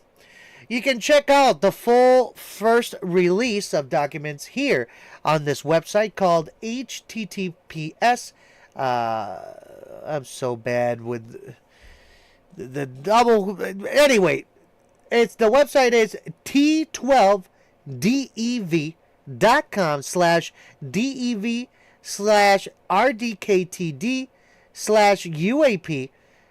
Mirror or the official site at www.war.gov/UFO. Shout out to Wheelchair Rick. You can visit Wheelchair Rick on his YouTube channel, Wheelchair Rick. Without him, we would not know this information nor the websites. So thank you so much, Wheelchair Rick, for the efforts on putting in on the help on the show. Appreciate it. Make sure again to visit Wheelchair Rick, Rick's website. We will be showing it tonight at some point, just so we can give him a quick shout out. If you can give me just a quick second. Actually, here, I'm going to read. Wait. Here we go. We got it right here, ladies and gentlemen. Come on. Okay, I'm going to do it like this so you can see it now. I keep forgetting. Now you're going to be able to see these things. Ladies and gentlemen, you can visit Wheelchair Rick's website right here, ladies. Wheelchair Rick on his YouTube, Wheelchair Rick. He has over 3,000 subscribers. If you want to go ahead and subscribe, he's just a man. He's just a T3 to 4 paraplegic guy living one day at a time. He loves doing podcasts and making videos about his adventures in everyday life in a wheelchair. His hope is that at least one of the videos will help someone out there, or at least give them a bit of entertainment. Life is short. Don't forget to live it. So make sure to go visit his channel, Wheelchair Rick. Thank you so much, Wheelchair Rick. We appreciate you out here on the Unbound here. Again, Wheelchair Rick, everybody. Wheelchair Rick. Make sure to visit. Other than that, we got to move along now. Let me close that. There we go. We're going to move along with the ending discussion questions real quick. Does this rolling release of Pentagon UFO files represent genuine government transparency, or is the most expensive or extraordinary information still being held back? Number 2, with many sightings remaining unexplained, but no clear proof of extraterrestrial origin so far, what kind of evidence would it take for the public and the scientific community to seriously consider non-human intelligence as an explanation? And number 3, how might these continued document releases affect national security, public trust in government situations, and even international relations if future batches reveal more dramatic or unexplained encounters? Again, let us know in the comment section, ladies and gentlemen. And Rev, what do you got about this UFO releases now? You think they're going to show us everything? Listen, if it took us this long to get just that amount of, info, I don't think it's, either we might get the rest of it in like 10 to 15 years, or we probably won't get it, for another, like, our like kids are gonna get it. Yeah, not us. Yeah, look. Like, it's going to be one of those two options. That's it. There's like no in between.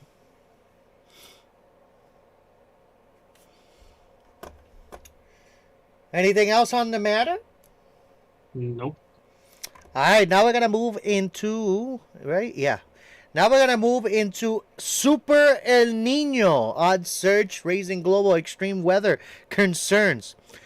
New forecasts released this week from both NOAA and the European Center for Medium-Range Weather Forecasts have dramatically increased the probability of a powerful El Nino developing later in 2026, with several models now signaling the potential for a Super El Nino, one of the strongest events in modern meteorological history. After a period dominated by La Nina conditions, the tropical Pacific Ocean is showing clear and rapid signs of warming, raising serious concerns among scientists and emergency planners about widespread extreme weather impacts across the globe in the coming months into 2027.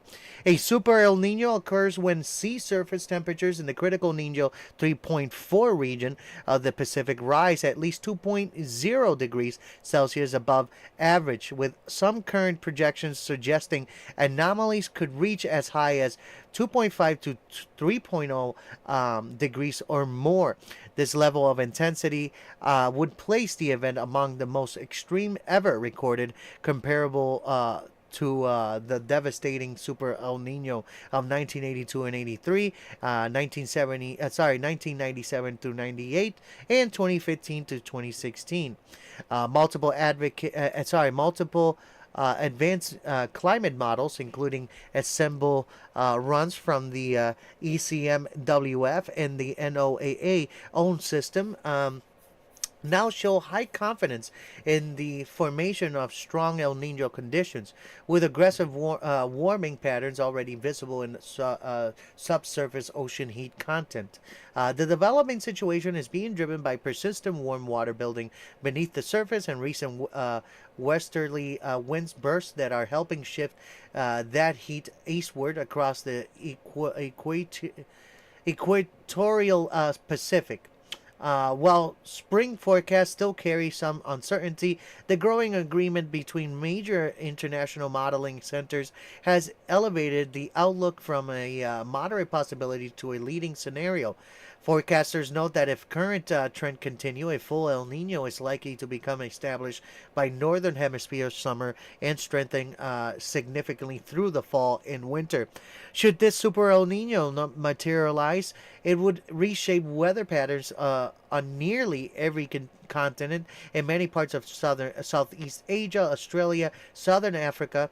The event could bring prolonged drought, elevated wildfire danger, and significant agricultural stress. Conversely, regions such as southern United States, Peru, Ecuador, and parts of East Africa may face much higher than normal rainfall, increasing the risk of severe flooding and landslides. Globally, temperatures are expected to receive an additional boost, potentially pushing 2026 towards another record hot year, even before accounting for long-term climate trends. The interaction between this potential super El Nino and ongoing global warming is particularly worrying to experts. The added heat and altered atmospheric circulation could amplify extreme events, leading to more intense storms in some areas, record-breaking heat waves in others, and great strain on water resources and food production systems. The Atlantic hurricane season could see reduced activity due to increased wind shear, while the Pacific may experience heightened tropical cyclone threats. As these forecasts gain traction, government and agricultural sectors and disaster management agencies are beginning to review and update preparedness plans. Water resources managers in drought-prone regions are assessing reserves, while flood-vulnerable areas are revisiting emergency response strategies. Energy planners are also watching closely as shift in weather patterns can dramatically affect heating and cooling demand, as well as renewable energy output. While there is still time for conditions to moderate, the upshift in model confidence this week has moved the Super El Nino scenario from a distant possibility to a development that the world must take seriously. The coming months will be critical in determining exactly how strong this event becomes and how well societies around the globe are prepared to handle its wide-ranging consequences. Now, discussing questions. A super El Nino could recreate clear winners and losers around the world, with some regions facing drought while others deal with flooding. How fairly and effective can government prepare and respond to these uneven impacts? Number two, with the added influence of long-term global warming, sorry about that. How should emergency planning and infrastructure investments change to better handle stronger natural climate cycles like this? And number three, do you believe international cooperation on early warning systems and disasters preparedness is sufficient for an event of this potential scale? Or should more be done now while forecasts are still developing? Let us know in the comment section, as always, ladies and gentlemen. Revelation, what do you have on this Super El Nino facts? Well, I mean, so the last time we had a Super El Nino, was 2015 was 2015 to 2016 season. And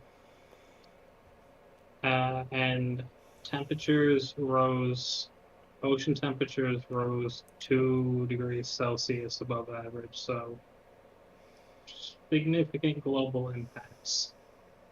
Then before that, it was 97 to 98.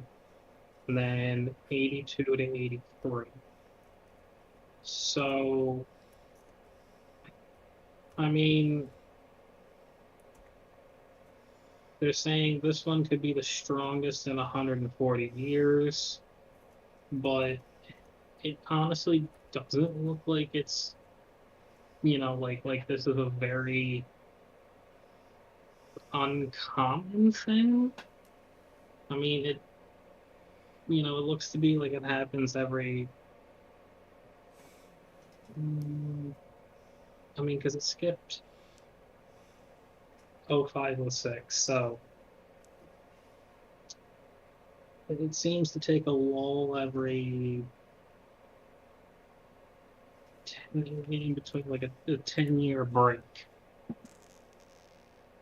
So, I mean, I don't really think it's going to do much. It'll probably still do the 2 centimeter Celsius. Shows what American education does to everyone. Celsius, temperature rise, and so that'll be interesting to see. But I don't think it'll really do much other than that.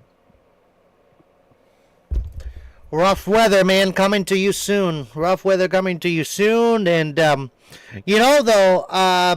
for what I hear, a lot of the Midwest did not get much snow this year. So there's already droughts as it is for this summer. So, at the same time, is this going to be good? What do you think? You think this will be good? If we get lucky to get hit with this? With the rain? I mean, we don't have to worry. We live near a damn lake. Yeah, you're right. You're right. We got mad water here at the lake. You're right. That's why I always say East Coast, West Coast. Oh, shit. Let us know in the comments about that. Ladies and gentlemen. I don't know what this button does. Give me a second. Backlash! Backlash! We're going to Backlash! WWE Backlash 2026 full lineup. We got a tonight show. We got the show details and everything you need to know of what's happening tomorrow's Backlash. WWE returns with its first premium live event following WrestleMania 42 as Backlash 2026 takes center stage on Saturday, May 9th from the Benchmark International Arena in Tampa, Florida. The event features a focused five-match card packed with championship implications, personal rivalries, and high-stakes singles matches that continue several key storylines born out of WrestleMania. The show will be available live on ESPN Unlimited, with the main card starting at 6 p.m. Eastern Time. The pre-show countdown begins earlier in the first hour is expected to air on ESPN2 for broader accessibility. The full match card we got first is the I think this is how it's gonna go. It's gonna be the World Heavyweight Championship with Roman Reigns versus Jacob Fatu. In the main event, Roman Reigns makes his first title defense since winning the World Heavyweight Championship. He faces his own cousin Jacob Fatu in a highly anticipated family clash. Fatu has positioned himself as the enforcer ready to handle business, creating intense bloodline drama and questions about whether Reigns can overcome familial pressure so soon into his new reign. Next match is the United States Championship. Trick Williams versus Sami Zayn. Trick Williams puts his newly won United States Championship on the line against Sami Zayn in a rematch from WrestleMania 42.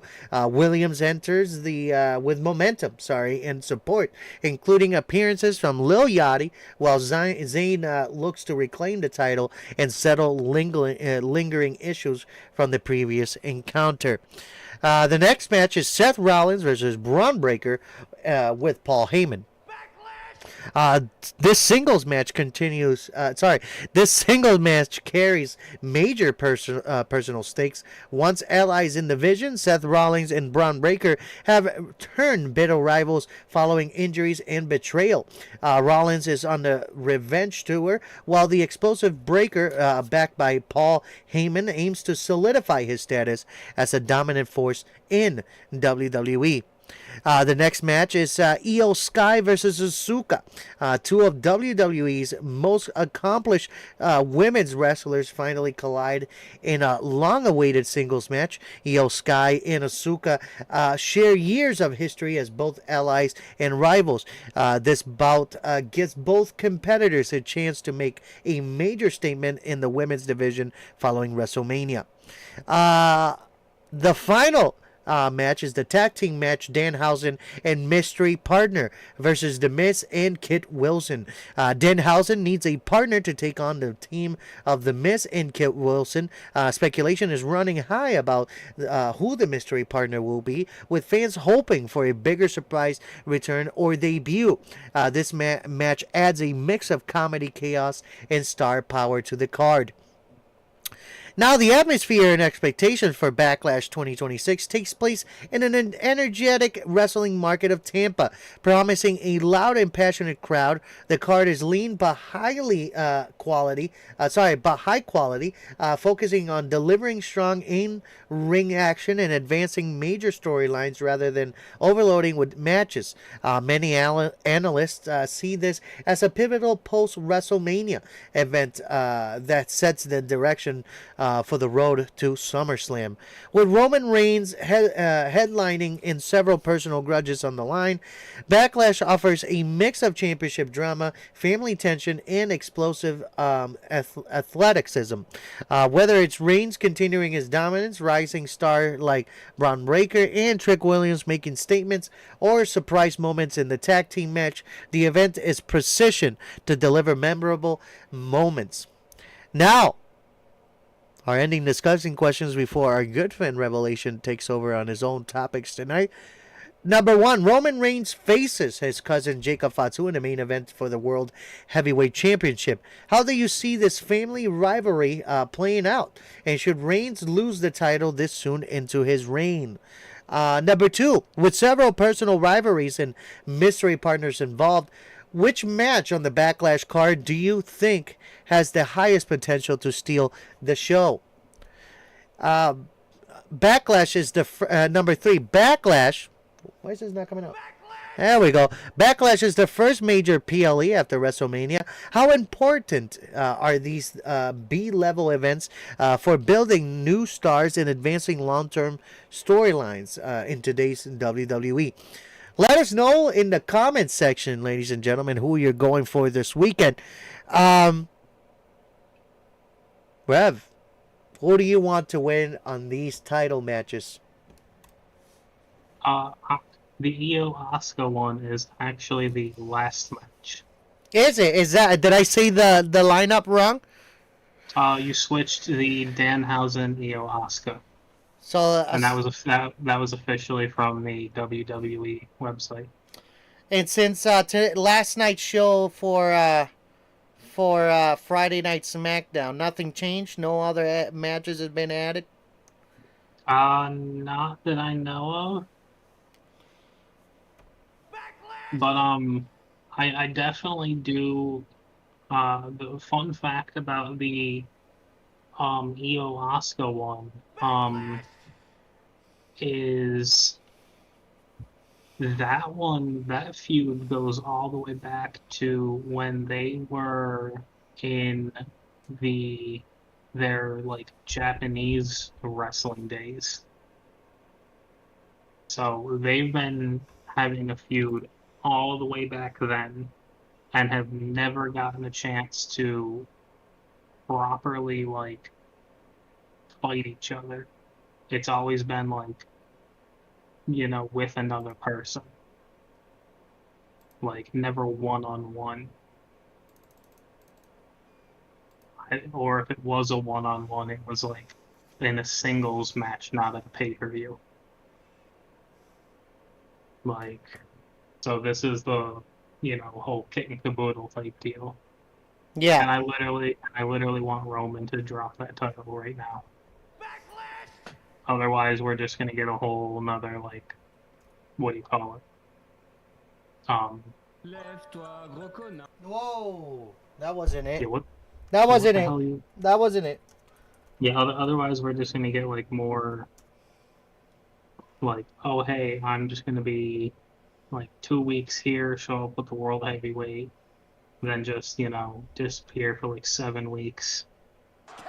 Like, I don't want that.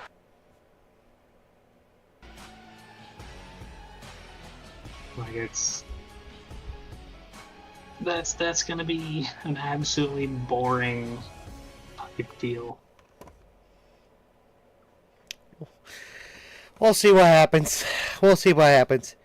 Now, before we move it over to our good friend Revelation, I want to remind you again of our sponsors of this beautiful, awesome show that it's little by little gaining momentum.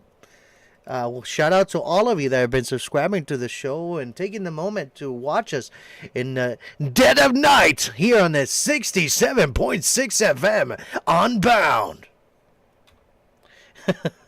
The first sponsor is brought to you by the Caveville Hotel and Tavern, located down in Klein, Feltersville, Pennsylvania.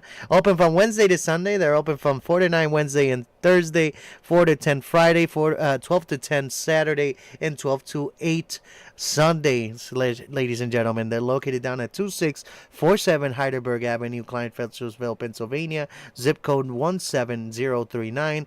Contact them at their phone number, 717-949-8413, for any questions or reservations. We also have Atlas Epoxy Floors for all your epoxy floor needs, ladies and gentlemen. You can contact them at 203-496-6386 or email them at brad.kelly@atlasepoxyfloors.com. Bradford Kelly, who does garages, basements, patios, lobbies, countertops, you name it, ladies and gentlemen. He'll do the job for you. If you have any questions, again, you can contact Bradford Kelly at 203-496-6386. You can also visit his website at www.atlasepoxyfloors.com. And like I said, you can email him for any questions or images needed from brad.kelly@atlasepoxyfloors.com. All right. And then last but not least, we got Velocity Restorations, modern classics, beautiful cars that come out of that place. You got to check them out. They're located down at 15 East Quintet Road, ladies and gentlemen, in Cantonment, Florida. 32533 is the zip code. You can visit their website at velocityrestorations.com for any details and questions. Make sure to hit the FAQ. And if you have any questions that you couldn't find the answers to on the website, you can call them at 850-466-1810, located down again in Cantonment, Florida. They're open from Monday to Friday, 8 a.m. to 6 p.m. So, again, if any questions, make sure to visit their website or give them a call at 850-466-1810. Oh, yeah, shout out to Eddie Weber. And then, last but not least, we got Producer Mike Presents channel at the Jessup Show Legacy. We're live now on a brand new time and date at 9 p.m. Eastern Time on The Movement on Sundays. Sunday. All right, 9 p.m. Eastern Time. Make sure you come in and check out the Movement. Also, ladies and gentlemen, a little reminder. I need to get it up here. On the Producer Mike Presents and the Jessup Show Legacy channel, there is another new show that is called The Retreat with the Colonel, Josh, and JP8 Jeff Cheney, ladies and gentlemen. Make sure to tune in on that. I think they went live today, if I'm not mistaken. So check them out every Friday, 8 p.m. Eastern Time, a couple hours before we go live. So make sure to check them out. Won't regret it there. If you are a veteran, you're gonna like it. They do talk about their history of their own, time in the service, and man, I think it's going in a direction that I didn't think it was gonna go. So go check them out. You won't regret it, ladies and gentlemen. Now, without further ado, we're gonna move it over to Revelation and its topics of the night. So, for all of you who enjoy the wonderful world of Lego, they are retiring some of their sets this year. And, so you should probably grab some of them before, they're gone.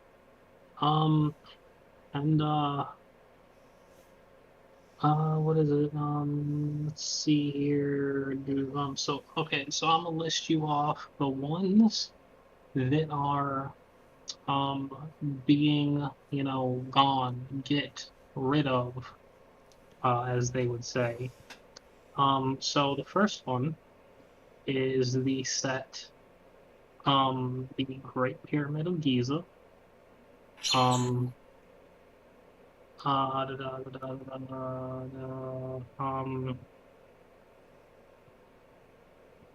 What is it?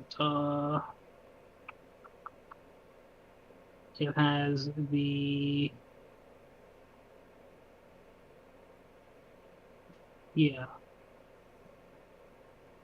that's just, okay, yeah, it's the Great Pyramid of Giza, okay. Okay, then there is the, I'm gonna butcher this name, so forgive me. Hokusai, the Great Wave.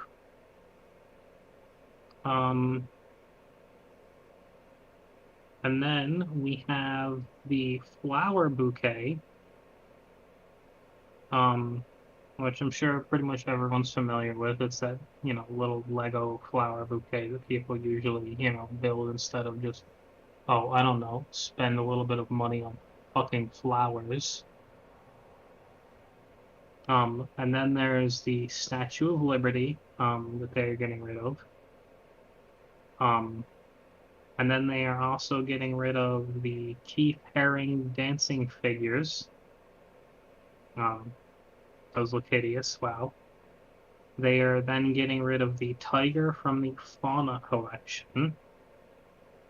They are also getting rid of the Eiffel Tower. Holy shit, that thing's huge.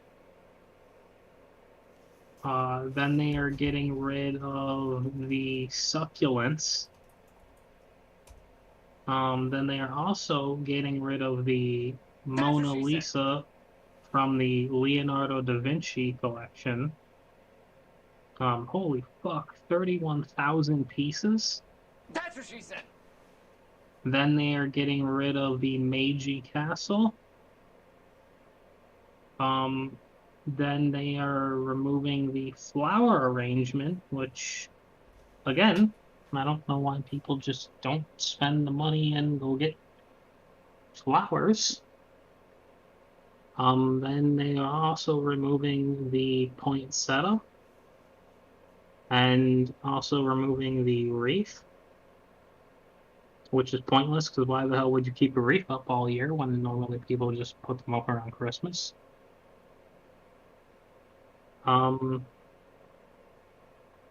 So that is it for that article. I will now be giving you another article. Let me pop open my bookmarks so that I can find it.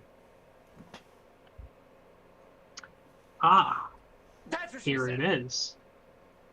I would hope she isn't saying, let me pop open my bookmarks so I can find it. Okay, so for those of you who like Pringles, they have apparently now 2 new flavors. They have Italian meatballs, obviously inspired by, you know, home-cooked Italian meatballs. But then they have spicy loaded nacho chips, which are available this summer, which for some reason it's tied to the World Cup. I feel like that's a tad bit racist somehow. Tying nacho chips to the World Cup. Might just be me, but you know. So over the past several decades, Pringles has consistently managed to find a way to bring out new flavor inspired by some of the most beloved culinary dishes imaginable. Okay, I hardly think nachos are a culinary dish. From classic pepperoni pizza to zesty and tangy buffalo wings, Pringles has long managed to create delicious chips based on traditional international fare. Fortunately, the iconic snack brand has once again managed to expand their product portfolio with yet another chip inspired by a midweek dinner staple. Okay, 2 ends, so yeah, it is dinner. Shoppers have reported seeing cans of Italian meatballs Pringles in local supermarkets. While it's still not clear whether grocery suppliers in particular are carrying the new chips, Shaw's has their item listed, I don't give a fuck about an IQ test, making it one of the first providers to stock up on the new chip. Sparked pointed out that the new flavor has been accompanied by a formal announcement by Pringles.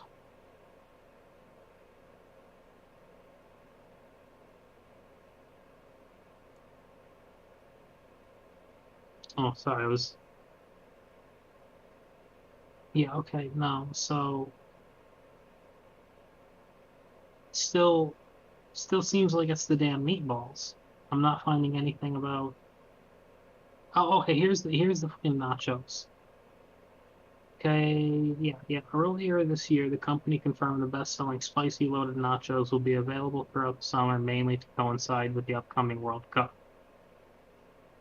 Combining notes of nacho cheese, jalapenos, and other savory ingredients, the spicy loaded nachos are the perfect snack to enjoy for any sporting event, be it the World Cup or simply watching the next baseball game from you. Okay, so then why did you just say it was for the World Cup?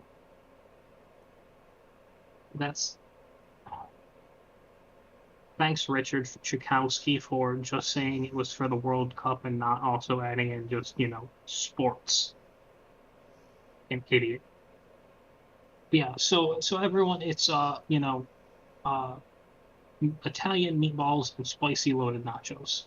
That's what they're coming out with. So yeah. Hope you like Pringles, because those are the 2 that are coming out. All right. I know we were talking about something earlier, and I can't remember if you have it ready or not. I do not know what we were talking about earlier. I can't remember. It was some sort of topic. I can't remember. But you know what? I think we did an amazing job tonight. I'm glad that your camera's working. I'm gonna try to swing by over there at some point when I can again. to figure out what that blurriness on your side is, so we can get that fixed up and ready to go. But Okay. but other than that, I'm glad that you got a camera all ready to go. Um, Ladies and gentlemen, like I said, soon enough we're gonna be getting some things built up. So if you guys want to donate, you can, to help us out to have more, devices and things like that, to be able to do a fantastic show. Now, um, ladies and gentlemen, that's a wrap for tonight's episode of Unbound. Tonight, we looked at a world where global conflict, public health concerns, criminal justice developments, government transparency debates, and cultural spectacle are all unfolding at once. Each story adding another layer to a world moving faster and growing more unpredictable by the day. We began with the Iran War Daily Chronicle for May 5th through the 8th, where a fragile ceasefire continues to face mounting pressure through naval confrontations, proxy attacks, and escalating tensions in one of the world's most critical regions. We then turned to the growing concerns surrounding the 2026 Hantavirus cruise ship outbreak, as health officials work to contain a rare virus cluster that has once again highlighted how quickly global travel can amplify emerging threats. From there, we covered the guilty plea in the syringe attack against Representative Ian Omar, the public dispute surrounding Nancy Guthrie's investigation, and several major criminal justice developments, including the sentencing in the Athena Strand case, the arrest of a Secret Service officer in Miami, and the disturbing conviction of a once revered missionary whose crimes shocked religious communities across the country. Did we talk about that guy? Right, we talked about him. I think yes, I think we did. I think we did, yeah. We also examined the historic release of the first major batch of the Pentagon's UFO files, raising new questions about government disclosure and what may still remain hidden from public view. Then we looked at ahead at the growing warnings surrounding a potential super El Nino and what it could mean for a global weather infrastructure and preparedness in the months ahead. And finally, we close with a preview of WWE Backlash 2026 as the wrestling world prepares for another major night with championship stakes and personal rivalries set to take center stage. From geopolitical instability and health scares to justice, climate concerns, unexplained phenomena, and entertainment spectacle, tonight's episode showed once again just how interconnected and fast-moving our world has become. And before we go, ladies and gentlemen, I always want to take a moment to highlight two important issues: mental health and domestic violence. These affect millions every day, but help is always available. If you or someone you know is struggling with stress, anxiety, or feeling overwhelmed, support is available. In the United States, you can call or text 988 to reach the Suicide in Crisis Lifeline. Trained counselors are always available 24/7. If you're experiencing domestic violence or need help, you can contact the National Domestic Violence Hotline at 1-800-799-7233 for confidential support and resources. You are not alone, ladies and gentlemen, and reaching out is always a sign of strength, not weakness. Thank you for tuning in to Unbound tonight. We'll be back on Monday between the hours of 10:45 and 11:15 with more stories that matter. Until then, stay informed, stay aware, but most of all, stay unbound, ladies and gentlemen. And for now, real quick, we're going to pass it back to Revelation to say his goodbyes. We all would like to, thank you for tuning in. We hope you enjoyed the, wonderful little juicy tidbits that we gave you. We hope you stay safe. If you're going anywhere, if you're getting ready to go to bed, have good dreams. The word of the day today is let me think of one real fast. You know what? Screw it. It's gonna be camera. So, everyone, now, thank you, and for, you know what, Jay, I'm gonna let you, you know, do the outro. No, no, no, no, no, no, no. You know, the new outro. Come on, do it. No, you gotta say the line first. Oh! I know what you're talking about. This episode is brought to you by 67.6 FM Unbound.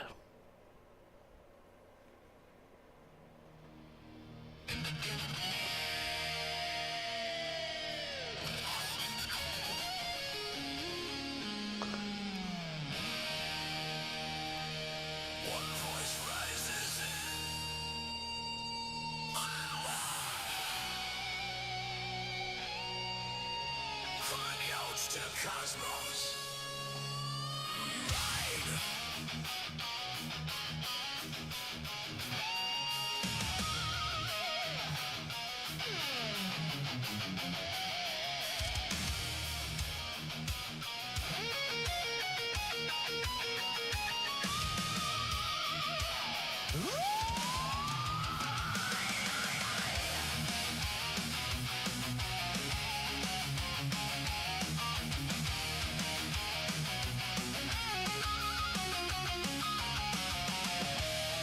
We hit the mic when the daylight dies. Let the whole world speak on blood red skies. Questions like thunder, cutting through the lies. Deep talks and revelations under stormy nights. From twisted thoughts and secrets never told, to the stars we chase in a world gone cold. One by one we take them, roaring unrehearsed, turning chaos into wisdom, truth into us. We talked it out, we broke it down, from the heaviest doubts to the wildest sand. If you rode with us through the smoke and flame, you fought the fire, you know the name. Jey Morales, Unbound, shaking minds across the battleground. Jey Morales, Unbound, from the couch to the stars, hear the mighty song.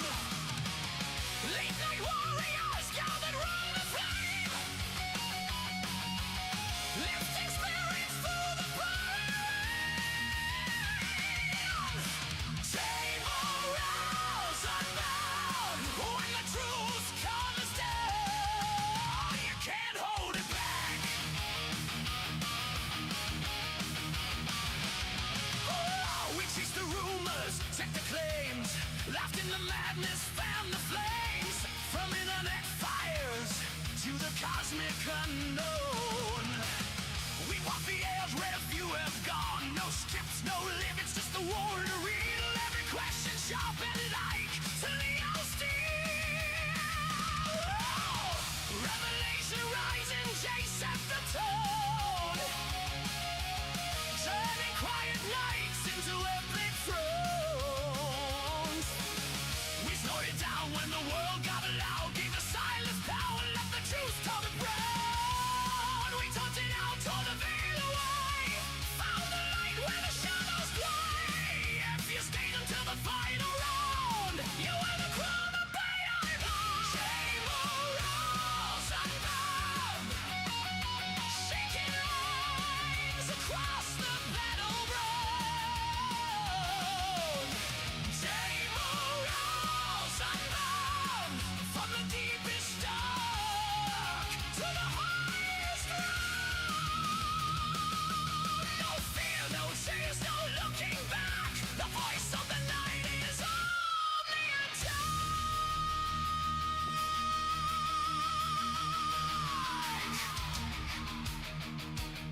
From the couch to the stars, through the smoke and the scars.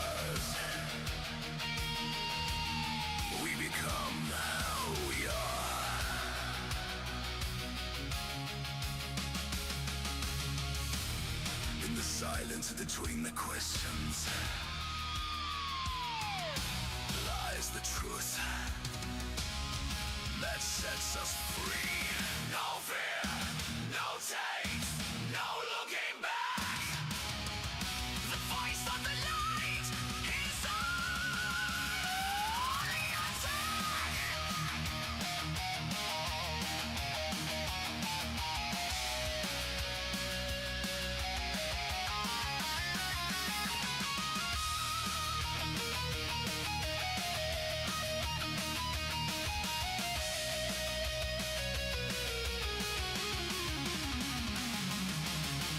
Jey Morales, Unbound, and the heavens shake when you hear the sound.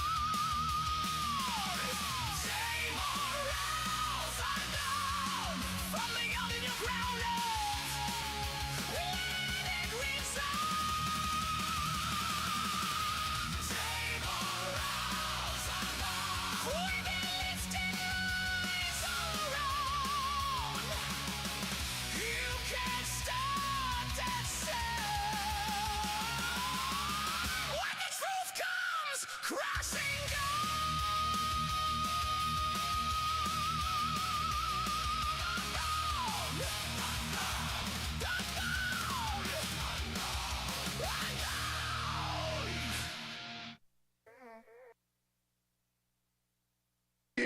but the cream will rise to the top. Oh yeah.